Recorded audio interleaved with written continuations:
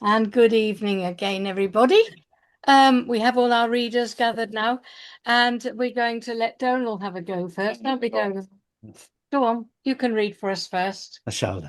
This is called excuse my Latin if there's any Latin speakers who've gone through the time thing, and it's esse quam videri, which is the motto for the Germany Hopkins family, and it means to be rather than to seem to be.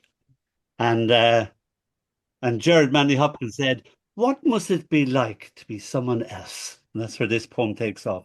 Are you familiar with the Irish name Kieran? Yeah. Yep. Yeah. It means little dark-haired one. And when I was born, I was a little dark-haired one. So this is how I get my name.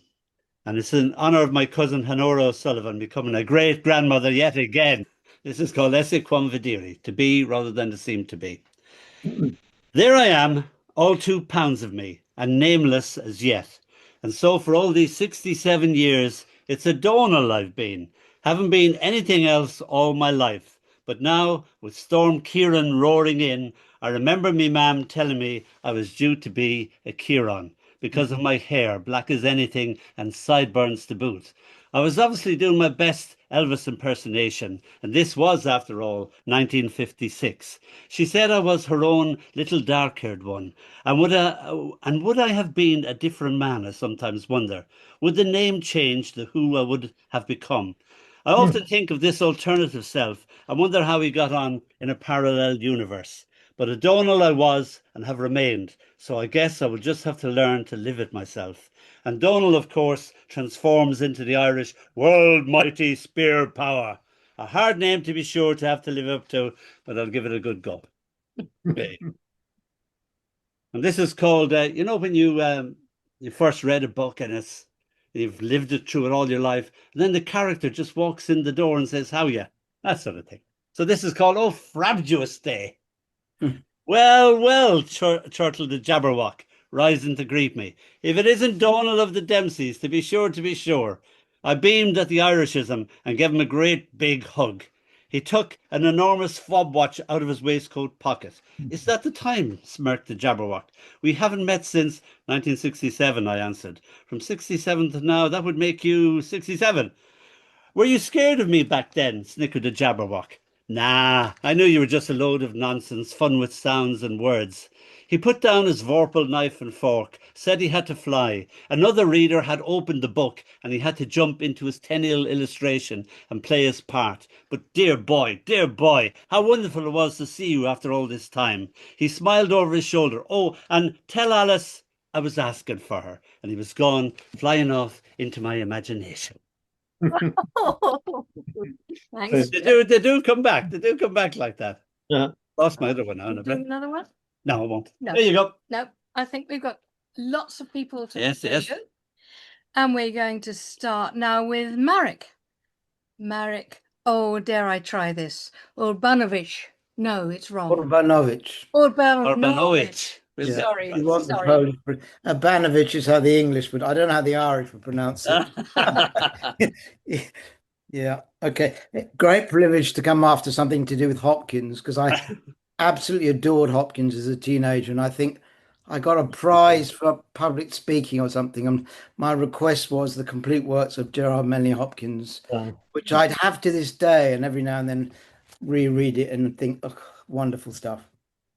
So I'm going to read you three kind of old, because I don't write poetry that often because I'm too busy writing workbooks and articles and the rest of it. And unfortunately, poetry gets sidelined a bit. But so this is a kind of autumnal poem called September's End. It is September's burning end. Summer's gauche freneticism is spent. A trickle of colour seeps through the leaves, veining their hearts. A time of equilibrium, when the season is not fruitful nor bare, when the wheel is laid out like a stilled landscape, gold gilded.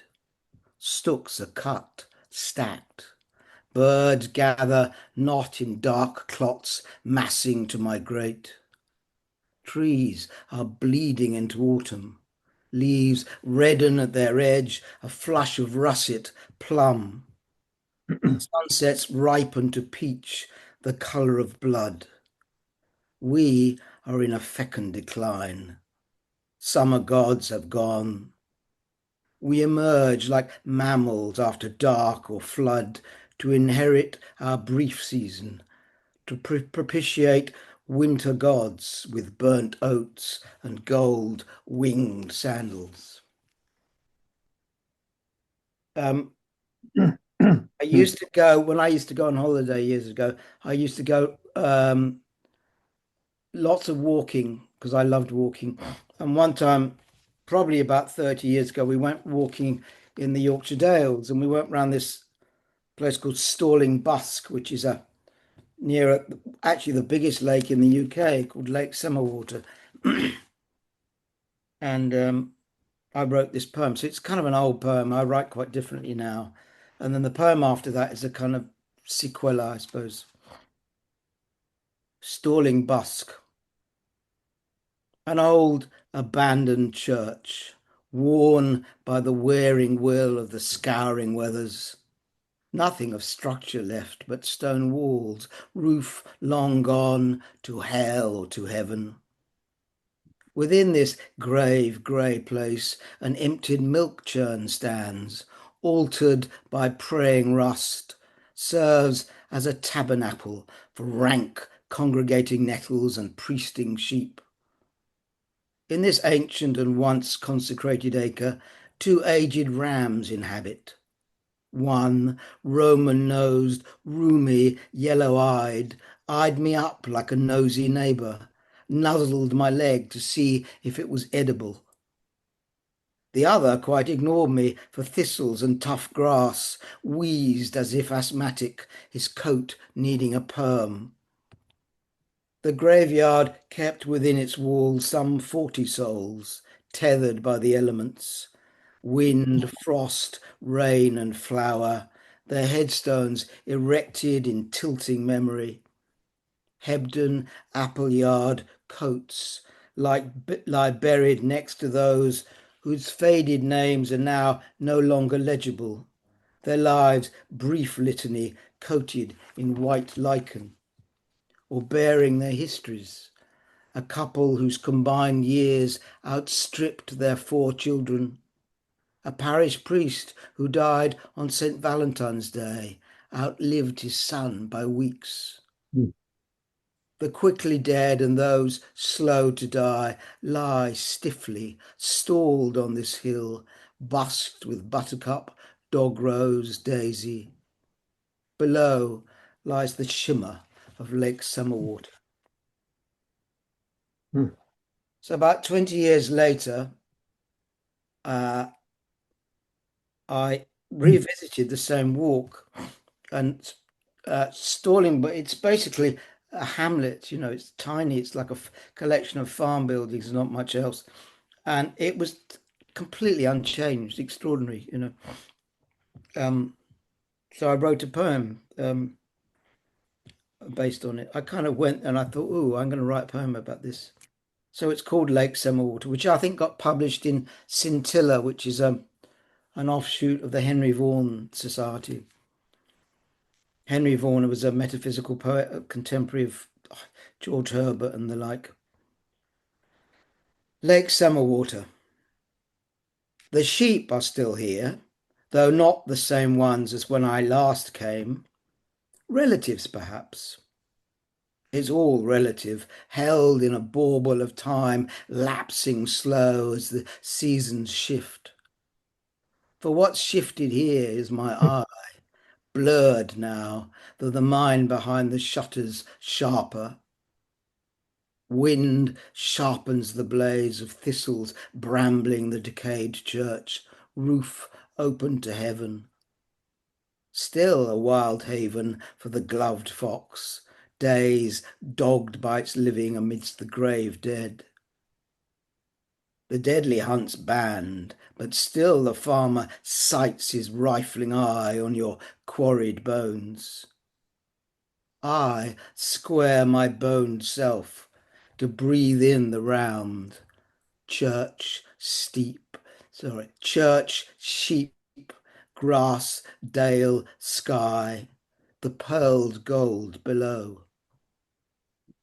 The lake's pearl shimmers, caught by my lensed eye, a flung jewel strung between beaded becks, beckoning the light of moon, star, or ghost to sheen the water, stall the steep season. That's me done. I don't know if that was 5 minutes or not. I've no idea. That was lovely. Yes, it got us going on landscape.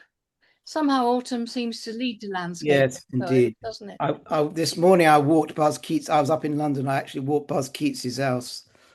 And I thought, how appropriate to Yes, thinking yes. about to autumn as I walked past, really. So In Hampstead. in Hampstead, yeah, I was up in Hampstead and Yeah. that part of the this morning at about 9:30 or something. Nice.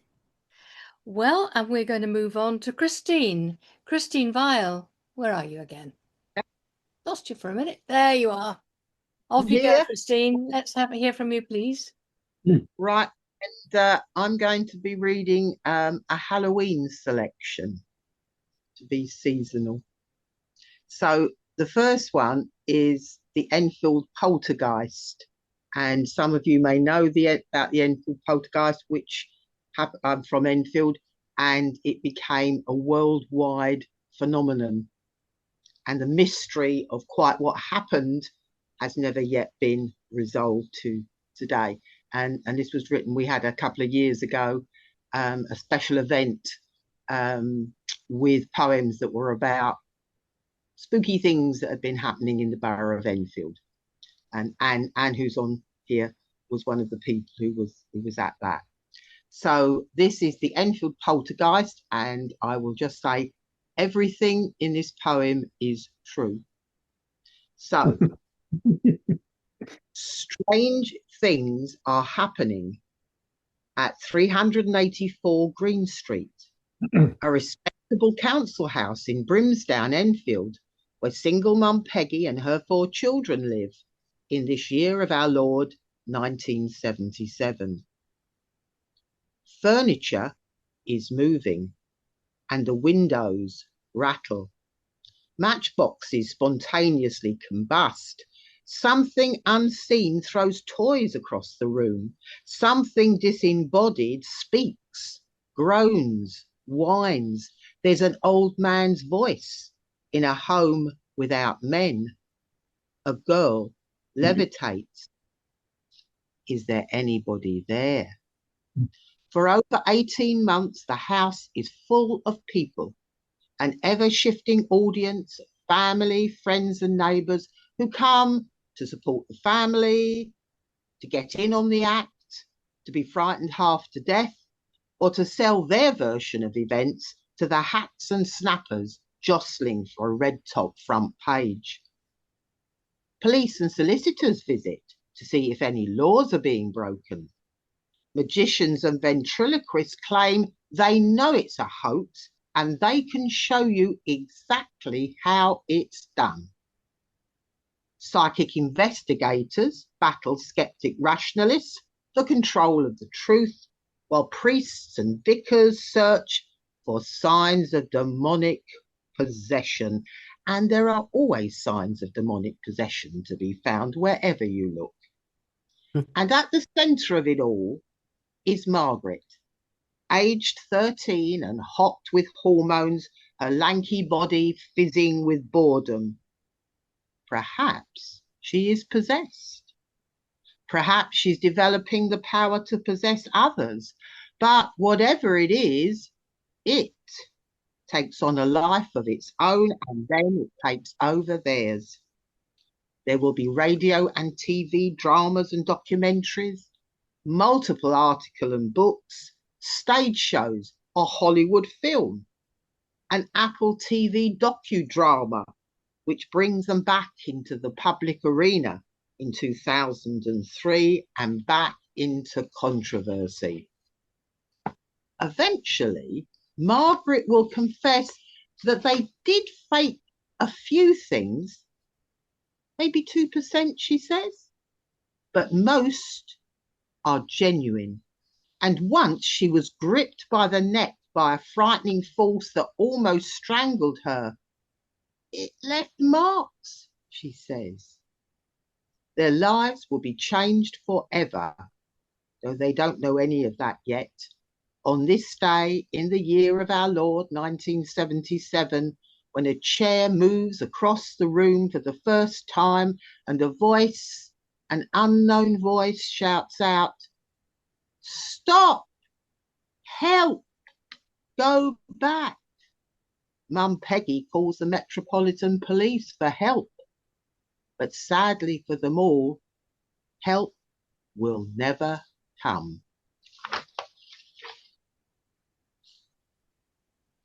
Thank you very much. That's lovely.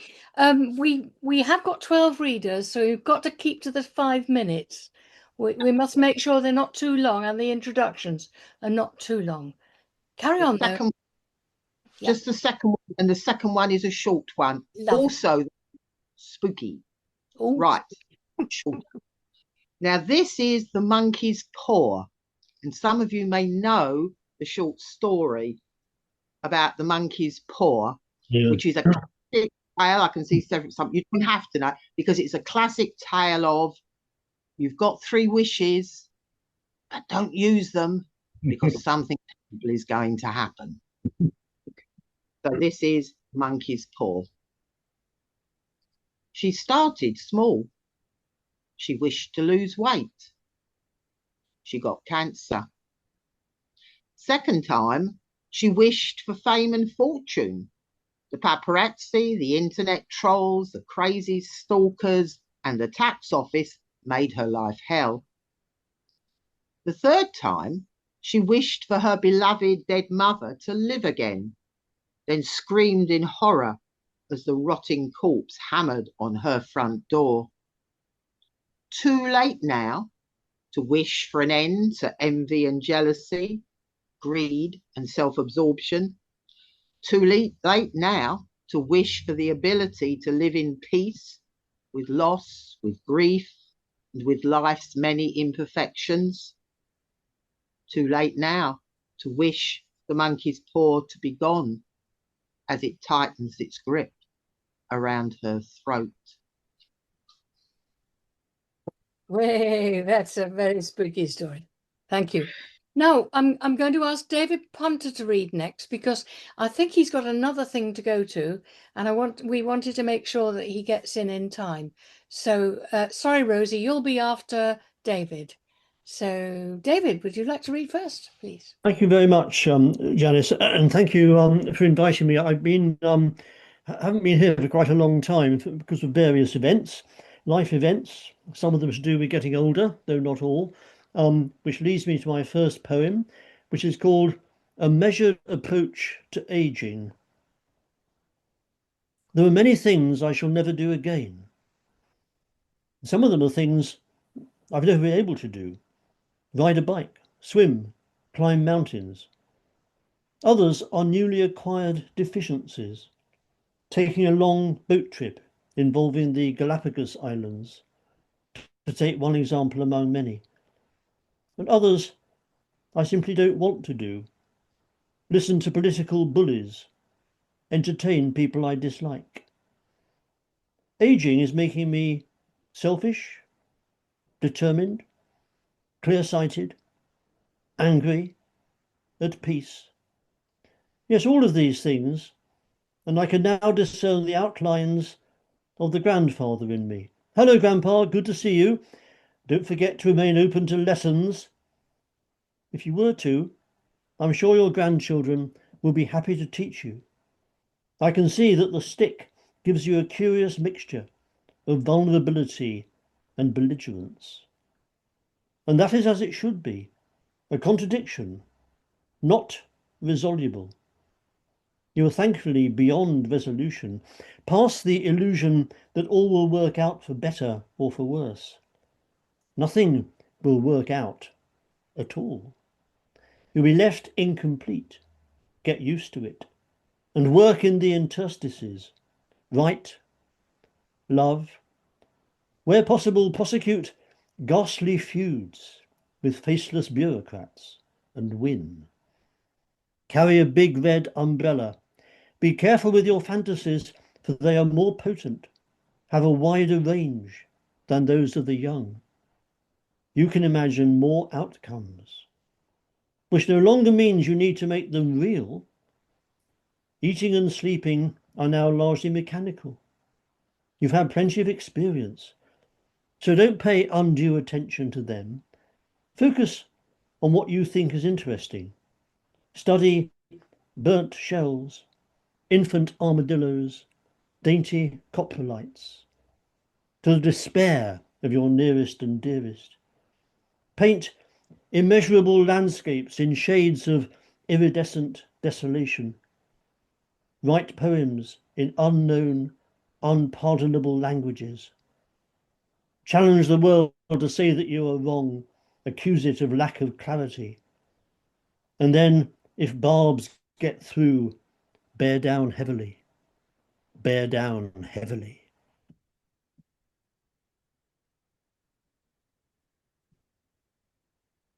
Thank you. This next one, I suppose, is a kind of antidote. I'm not sure about that. It's called Johnny Be Good. Great heroic figure of early rock and roll. Johnny Be Good. Well, he never even learned to read and write so well, but he could play a guitar just like ringing a bell. Sends a shiver up my spine, always and forever. The myth of rock and roll, forever, everlasting, supreme. Guitar heroes, masters of all they survey. Pumped up, pumping, innocence abroad in a big, bad world. Poor boys in the firing line, loosing off heaven-sent riffs into space. Loosely held expertise, isn't that the essence of grace? Swerving lines, veering melodies, inharmonious harmonics clattering before the age of microphone blur, feedback, walls of sound. Homemade instruments, instruments within which we make our home, living inside the crate at the base of the string bass. A music of unerring movement, the absolute accuracy, and of course the swagger. Oh yes, the swagger, the bluster, and the perfect blistered fingertips. Helter-skelter, rock and roll will send you to hell, boy. But what will we pass on the way? A gallery of icons, so many in the Tower of Song, but here's one. James Burton in his white dinner jacket, without whom no Elvis, no Guitar Man, no Johnny Be Good, lifted into the galaxy of the immortals, riding on the chords, giving the nothing he was dealt out and calling it back in. And hundredfold, over the dry fields the cane breaks, a parched earth, crying for hope, crying for one of the many numbered folk with poor credentials to make it good. So good, Johnny. That's so good. Go on now. Take your guitar and leave me. But Johnny, remember me. Johnny, Johnny, be good. Thank you, David. Lovely stuff. Yeah, I remember that era very well. You were that era. Your first poem reminded me a little bit of a more elaborate and masculine form of Jenny Joseph's wanting to wear purple when she's old, actually. Yes, as if to mind. Yeah. Fierce poem. You're a fierce old woman. Oh, man. Sorry. Fierce old man. When I grow old, Jenny I just Joseph want to was be a big living. old lady. So, Yeah, well, fierceness is all. Thank you very much indeed. Thank you so much for coming. Rosie. Huh? Rosie, please. Would you like to read? Sorry, the thing in the chat was meant to go out when I was on, not when David was. I don't know what happened there. Oh. Anyway, it explains everything. So this is my Devon Bush poem. You may have clocked. I've changed my hair. Not natural white or bottled fair, but glowing orange. It's quite bright. There's no missing me at night. There is a story, but you've guessed. It's written on my orange chest. Awareness Month, a week's no good. For hard bone cancers, we sweat blood. I know that's so, for I am one who lost a loved and precious son. His name is Hugh. He was 16. He played a bit in the rugby team. We thought he had a strain. Boys do, you know, we've all been through the breaks and bashes of our kids as they find life and crash and skid. The year was new when he first felt pain. His shoulder hurt. But then again, no one seemed quite to work it out, and he wasn't one to scream and shout. It took till late September. Then he had his shoulder x-rayed, when suddenly the blessed NHS took him on. He was a mess. They did their best, and so did he. At one point, they thought that he was free, but this one's a bugger, very rare. So funding doesn't get much share. And so support BCRT, Bone Cancer Research Trust, to you and me. I join them in their daft campaigns to raise awareness. My locks are flames. Dress orange for a month, they said. Just dress. Not I. I'm going red. So that is why you see me here with my somewhat clown-like hair. But hey, the dye will soon wash out. It's for the living that I shout. And anyone who's been through sort of major illness knows there are darkly funny moments. This is one. Frozen, but not forever, in the ocean suite. He needed to make a deposit before the chemo killed his opportunities. Mother and son traipse in, all 6'2" of him, towering his 16-year-old self over her feigned confidence. She waits, doesn't look at the magazines, while he follows the man in the white coat, plastic container in hand. Kerfuffle. The orderly goes to the supply cupboard, finds another, comes back grinning. The boy, pink-cheeked, strides beside her to the car park. I didn't know it was allowed, he says. Compulsory, she replies. He heaves a sigh, slyly mutters. It was okay the second time, once I got the top off the bottle. Yeah, you do know what it's about. Okay, that's all right then.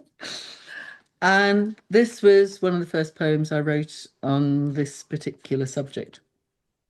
A life in prime numbers. 1.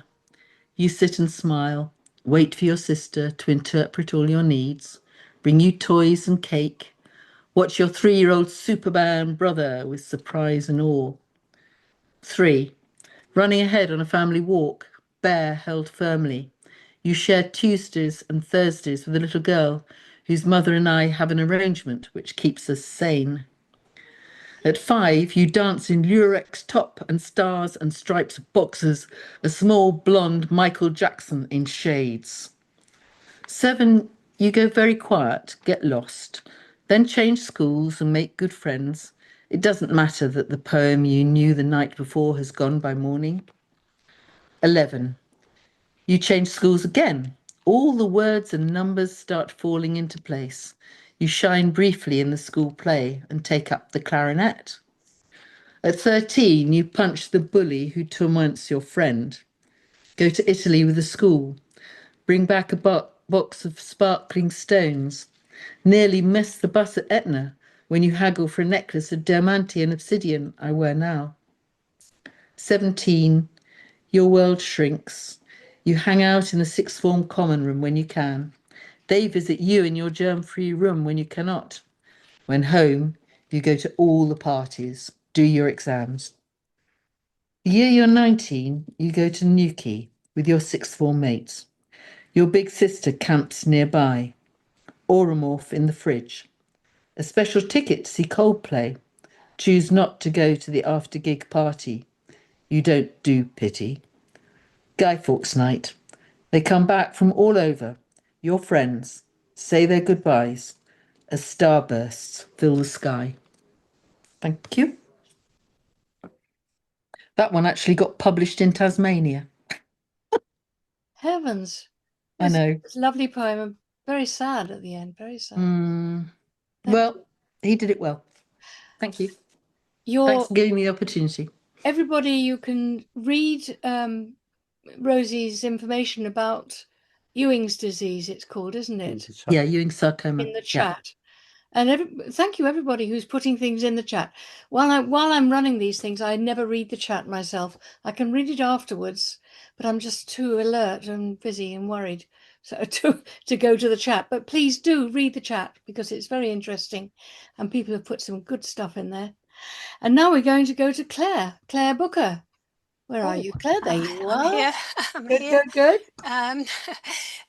Yep, I'll just bring up one poem. So I've got a little bit of a sort of Halloween theme going as well. So this is a poem. Unfortunately, my cat has just left, so he doesn't have to listen to this damning piece of poetry. Chimera. It slinks along the Twitten, a nightmare, double-headed, black speckled wings spread as sails, ruddered by a low-slung tail. What sort of animal was that? We follow the beast with our eyes.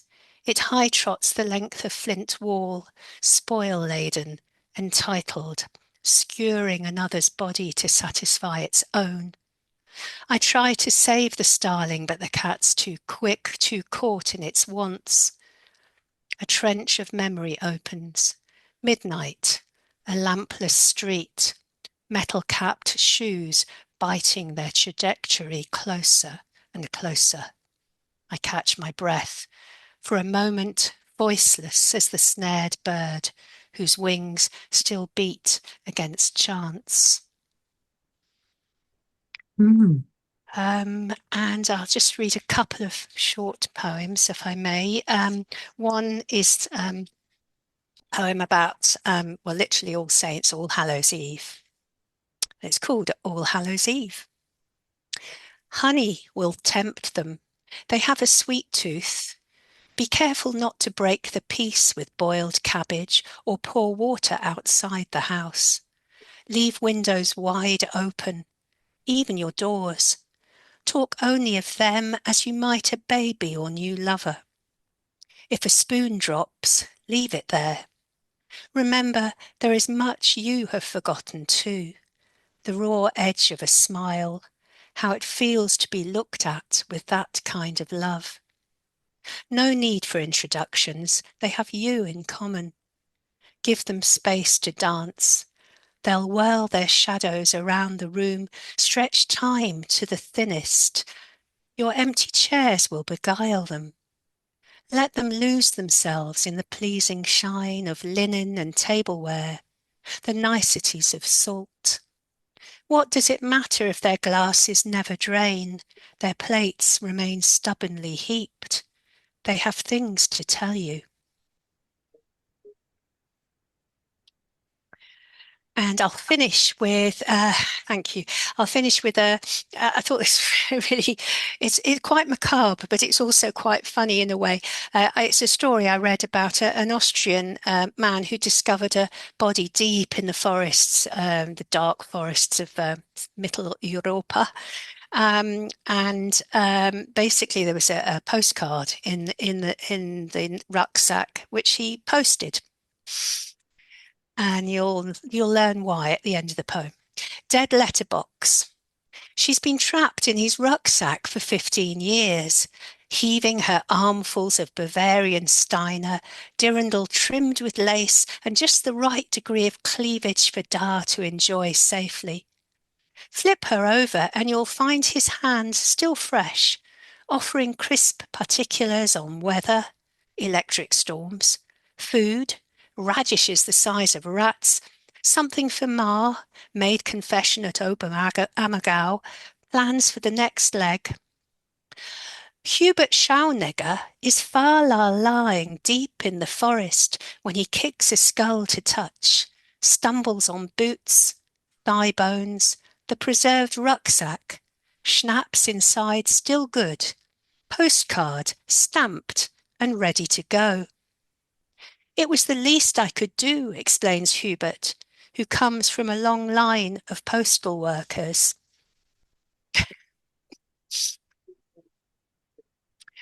Thank you. Oh, that was a lovely, Very lovely good. story, that end one. Probably Frank. Yes, yes. Very good. Thank you very much, Claire. And Beth, Can we hear from you now, please? Beth Brooke. You got me next on the list. Oh, have I? Yeah. Oh, sorry, I must have shunted it back. If you're ready, Tony, you go ahead. Sorry, Yeah. Beth. Sorry. Beth, Okay, my yeah. fault.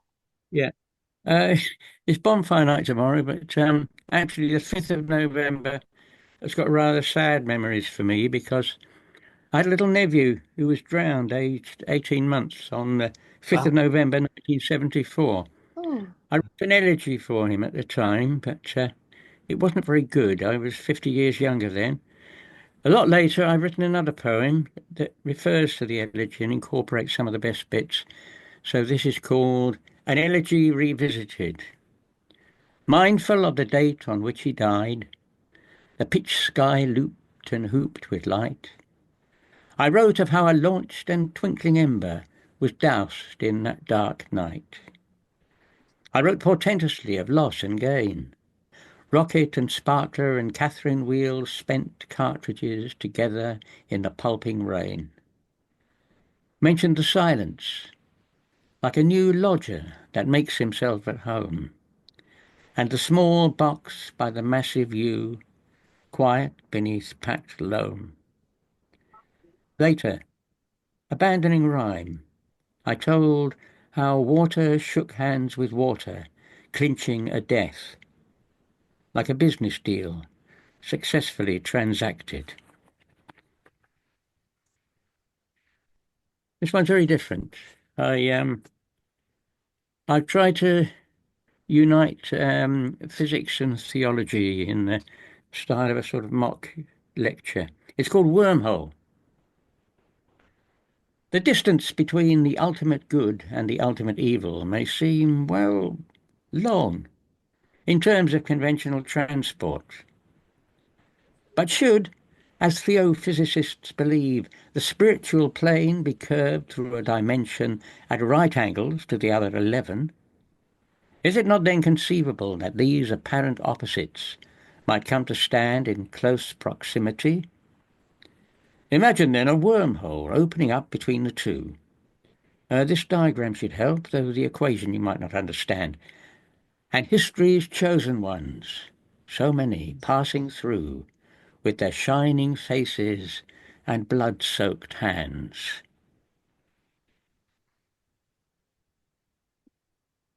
Lastly is one I wrote 50, but just over 50 years ago, shortly after having eaten 75 psilocybin mushrooms. That's a little one with a little nipple on the top of his cap. And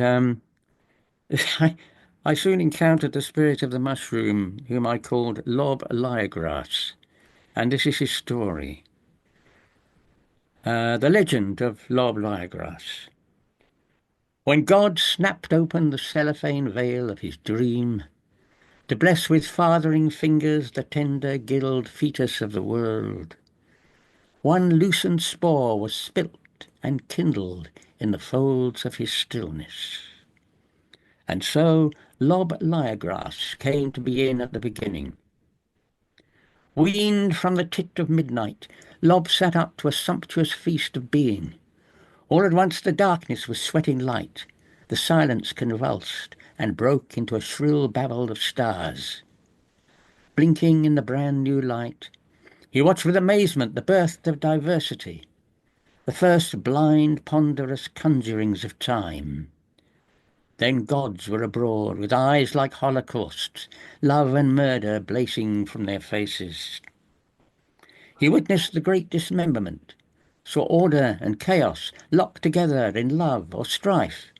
He watched the wobbling smoke ring that was now the shapeless scream of a madhouse casualty, and now the Buddha's smile, composed like a neatly folded napkin. All this Lob took in, until he could take in no more.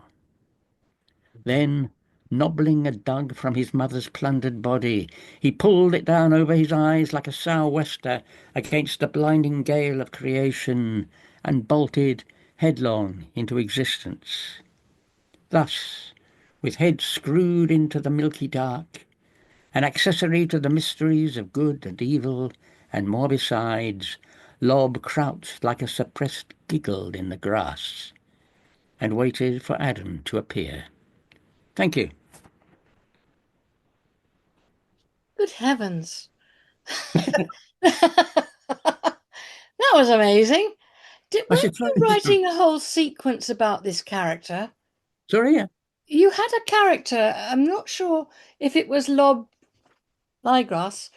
You had another character. You were writing an entire chronicle about. Yeah, it wasn't Lob. I have written a sequence of more Lob Lygrass poems. The one I read here was It was a while ago. You read a few of them. Yeah, Ainsel Noon. Yeah. Ainsel Noon. Mm. So this is another one. Well, that was amazing. Thank Wonderful. you. Very good. Thank you. And Beth, let's hear from you now. Thank you for waiting. Pleasure. Okay, so I have 3 brief poems. 2 of them were published by Flight of the Dragonfly the other day. Sadly, another journal that's going into hibernation. So this is about a 6th form love affair, in a way. This one, it's called Clothes Too Old for Them. She remembers the 2 of them at school. Rivalry, inky fingers, cleverness, pencil notes in the margins of books.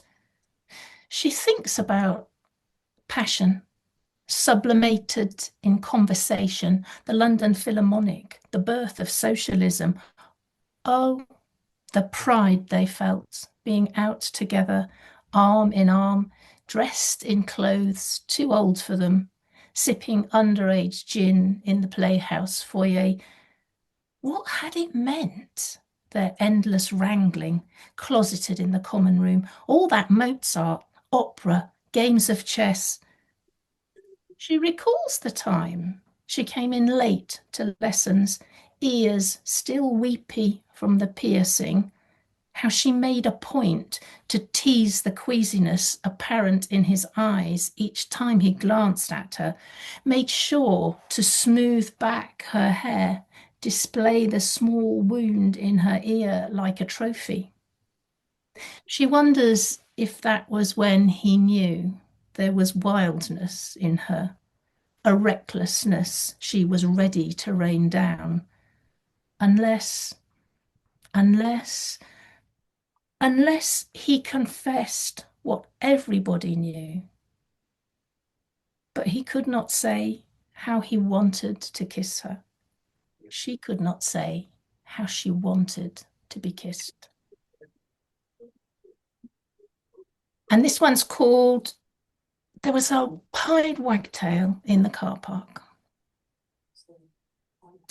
Was it the summer?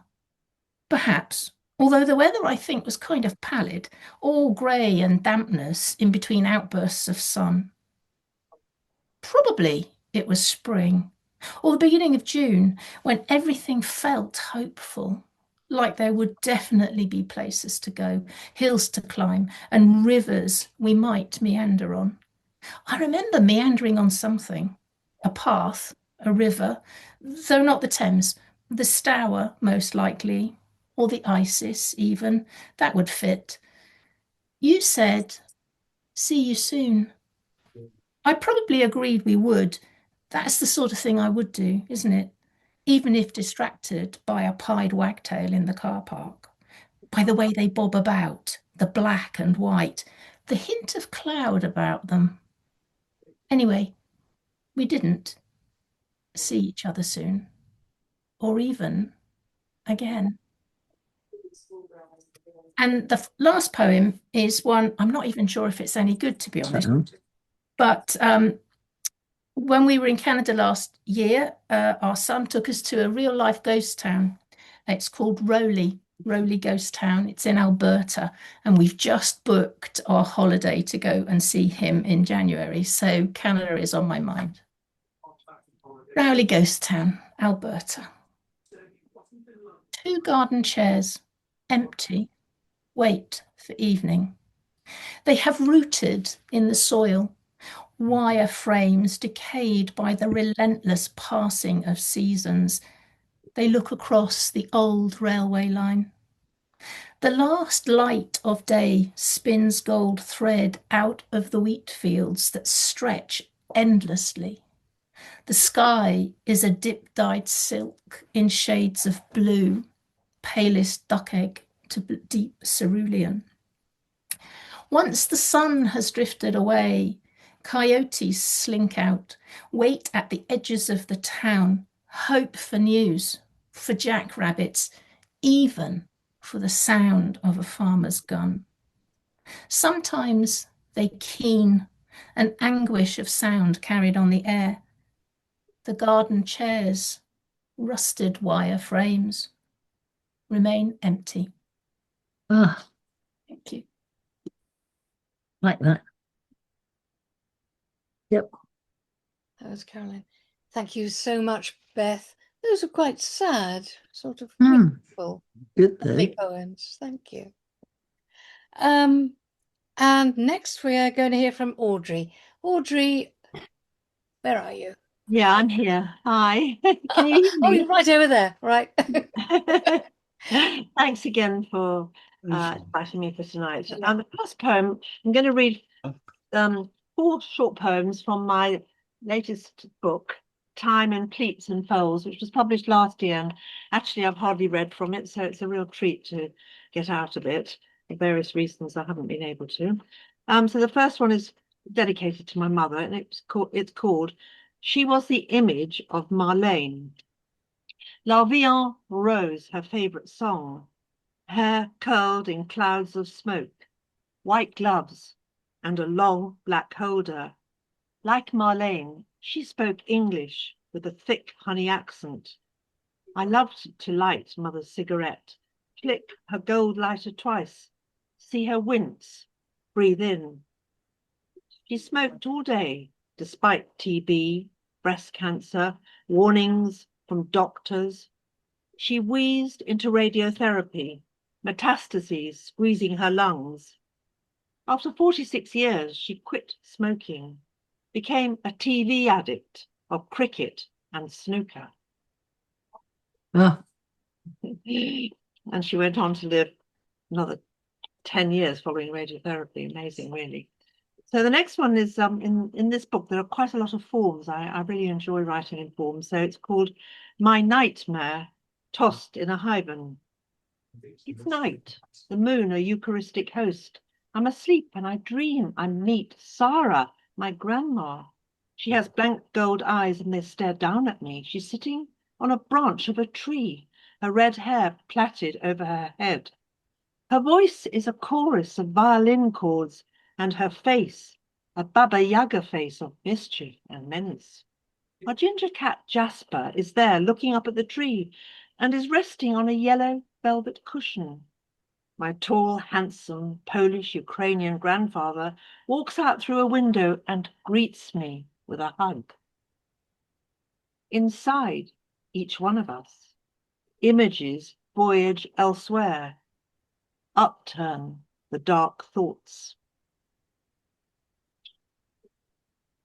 And the next poem, although sort of sad, it's also, well, sort of funny in a way. It's called Father Died at 10 a.m. And I have to say again, like somebody else, it's all true. Father died at 10 a.m. on a Saturday morning. His heart just stopped outside in the open air.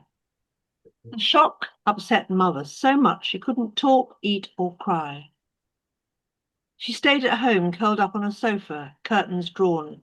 We made arrangements by telephone before visiting Mr. Hunt, the funeral director. He said he was unable to understand Mother's request to lie on top of Father's coffin in the hearse to the service in the church from our house. In a curled Dorset accent, Mr. Hunt spoke in short, sharp sentences, informing Mother that in England, such ways are not safe and are not the custom. She wouldn't agree. We decided to leave her be. On the actual day, she came with us in the booked limousine, wearing a black silk dress, a mantilla. In some ways, I would have liked to have seen her stretched out on the top of Daddy's coffin, roses and lilies spread over her, glorious and exotic, just like her. And then I've just got one more, and it's an ekphrastic poem, and it's called Vespertina Kia, and it's after a portrait of a young woman by Edward Burne-Jones. You stand alone in a grass courtyard, leaning against a red fence. You remind me of my 17-year-old self. Have my auburn hair. You wear clothes that I love, black lace gown over a velvet emerald dress. You look pensive. Are you thinking of becoming a nun? The high stone buildings in the background look like a convent. I imagine Mother Novitiate waits for you somewhere in the cloisters. The world tugs at you like it did for me, tugs at the ring you're holding on your little finger. I once thought I might join a silent order, wake early, sing psalms in the chapel, grow herbs in the kitchen garden, have a patch of purple foxgloves outside my bedroom window. My brother said I talked too much, missed dancing and wearing makeup. You must listen to your heart. Let chance decide, the way it always does. Thank you. Thank you, Audrey. Very good. Well, lovely portraits of your family. Your mother sounds fantastic. I'd love to. There are lots of characters in my family. And the picture of her lying on top of the coffin surrounded by all true. Oh my God. in a mantilla. Fantastic. Oh my goodness. Love it. Thank you. Susan Jordan, can we hear from you next, please? There she is at the top. I found you. Unmute then, please, Susan. Just to say, I'm sorry you may have seen me sewing. I've run out of jumpers. They've all been eaten by moths. People have done worse than that on our Zooms, believe me. I didn't notice, so don't worry. But you improve the shining hour at all times. Yes. Thank you very much. Susan, read us. My poems that have nothing to do with Halloween. No, we didn't ask for Halloween. This one is called River. Lovely. What can you say about a river? You feel its flow in your body, your hands streaming with rushes of fish. You lose yourself in endless impermanence. Some rivers are slow, impenetrable green. Others ricochet round rocks, hurtle white with froth, foaming before they reach the mouth, teasing trees. Some rivers divert themselves, not knowing where they're going, like you on a bad day, not thinking straight, but then they find themselves again. They can't flow backwards any more than you can. You only stand and watch, your line jerking as an image bites. When you swim river, it meets you in places you wouldn't name: crotch, armpits, cleavage, toe gaps. You sense its body through your skin, the push and weight. And no, it doesn't care if you're a stick, a green branch, a dead cow, a plastic bag. It takes it all. It's always bigger than your thought. It never stops to ask questions. Does it know itself as water? Does it feel its own flow?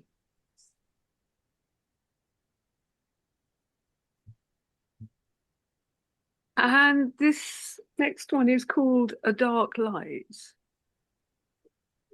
Last night I lay with my darkness, promising to meet it, promising to know all it had to give me. It said to me, no, not now. Leave dark for now. Tears will come when they are needed. Then the dark showed me it was light, a dark light, shining not in the dark, but through it. There was no ache. I forgot loss and longing. There was only love moving through my body. It curled round me as I slept, holding me closer than arms could hold, softly, so its touch didn't bruise me. And This one is called Neighbour.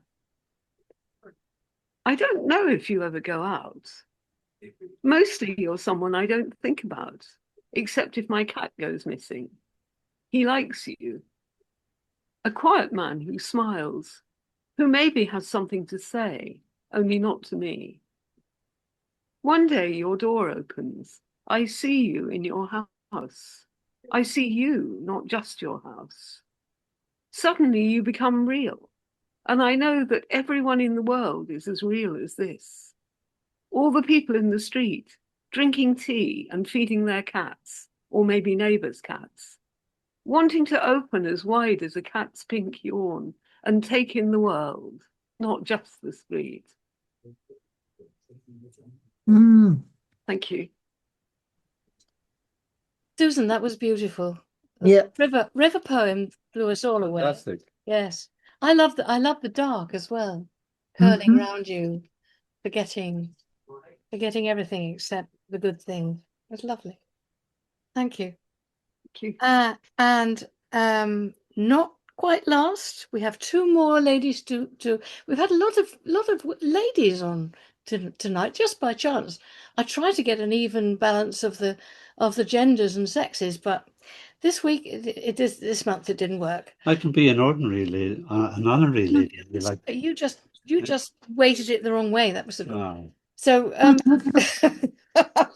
However, two more people to go. That is Anne, Alexandra, and Judith. So we'll start with Anne. And Alexandra, would you like to read, please? Am I unmuted? Am I muted? Yes, you are. Yeah, we can hear you. Okay, right. I was going to read two poems, but in case there's not time, I think I'll read just one. Last year there was the event Christine spoke of. There was a poem Walking Away, about walking away from it, that was published. And I wrote a sequel. I'd like to read the sequel in case we're short of time, because I wrote this year at Halloween, or as I'm calling it, All Souls Eve. It's a little bit like the mood of the Eve of St. Agnes of Keats. All Souls Eve. Even on All Souls Eve, when winds sneered through convulsing branches, silencing birds, tearing down trees, and as floods devoured homes, hope resurged, remembering something beautiful that began and will go on, seeding new times when sorrows will cease to overwhelm the world. I knew from my mother's mood I was dying. A white-robed figure beckoned to me to follow along that mountain ledge, and I told him I did not mind if he was coming for me then, or assuring he would be with me to the end, to carry me then through that dazzling cloud. And there's a memory of another time, glimpsing into a garden, of leaves shining from forever trees, and flowers smiling, and surely birds singing under a summer sky. Something beautiful had begun, and I have needed that hope as life carries on. The context was bronchitis, which I got very badly very often as a child. So I presume, because I went to a Christian school, those images had given me hope in the brain, of sort of visions. Is there time for walking away as well, or would you rather leave it there as you're short of time now? Yes, that's all right. Yes, if it's about the same length as that, that's fine. Okay. Lovely. Well, walking away, this is what I wrote it as a sequel to. It was after those haunted poems at Forty Hall.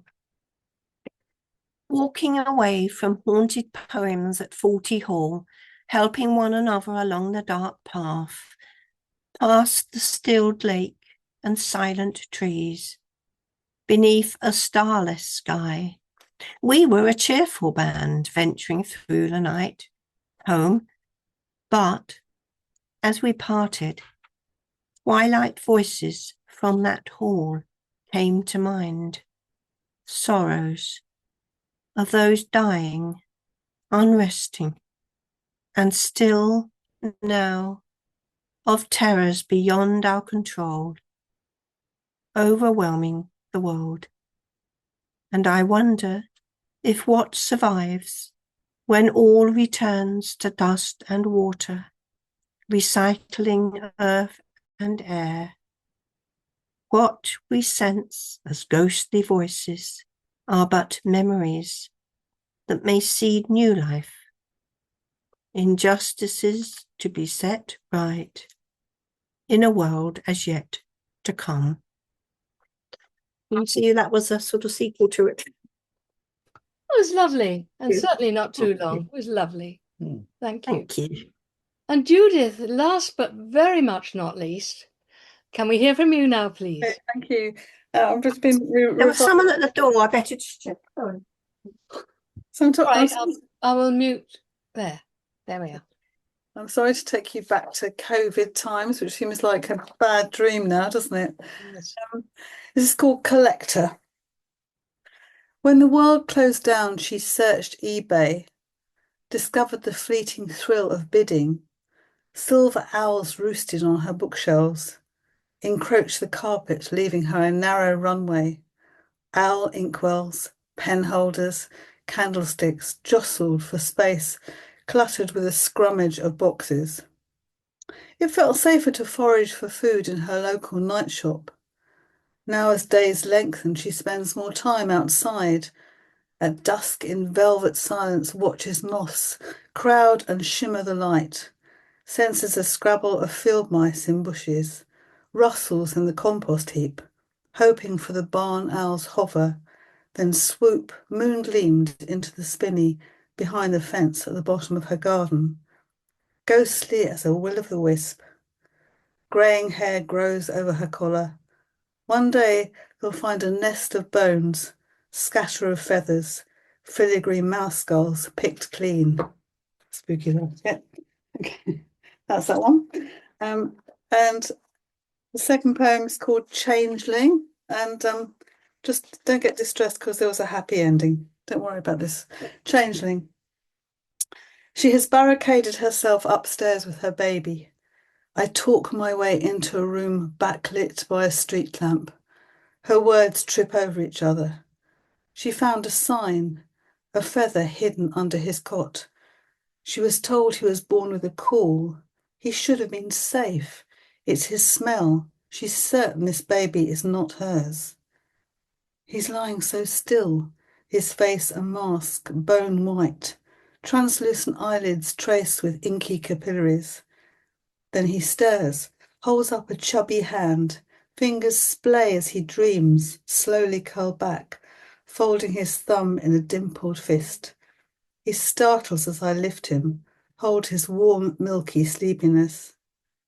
Her gaze fixed on an open window. A shudder of cold rattles the latch. Nets caught on a breeze sail into the room. She sees an angel. And just one little short one.